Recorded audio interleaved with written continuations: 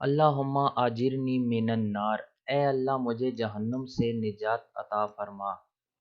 حضرت مسلم بن حارث تمیمی رضی اللہ تعالیٰ عنہ فرماتے ہیں کہ رسول اللہ صلی اللہ علیہ وآلہ وسلم نے ان کے ساتھ سرگوشی فرمائی اور فرمایا کہ جب تم مغرب کی نماز سے فارغ ہو جاؤ تو 7 مرتبہ یہ دعا پڑھو۔ اگر تم یہ پڑھ لو گے اور اس رات تمہاری وفات ہو جائے تو تمہاری جہنم سے خلاصی لکھ دی جائے گی، اور جب تم فجر کی نماز پڑھ لو تو یہ دعا پڑھ لیا کرو۔